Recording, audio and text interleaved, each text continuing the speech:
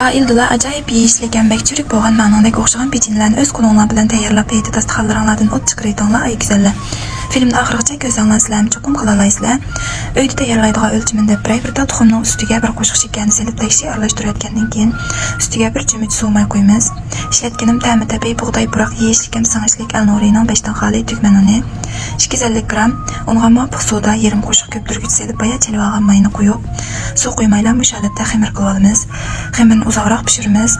Sizlar yoyib 10 minut tindirib olgandan keyin atbolarimizdan qolgan no'g'ich bilan ustini yaymiz. Changdab mush bo'yincha qilib olamiz. Qalinligini 3 cm bo'g'cha yaymiz.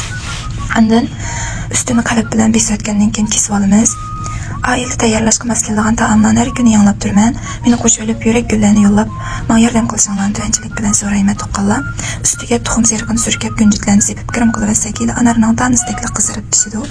Tuxumni oldin 10 minut qizdirib 150 gradusda 20 minut pishiramiz.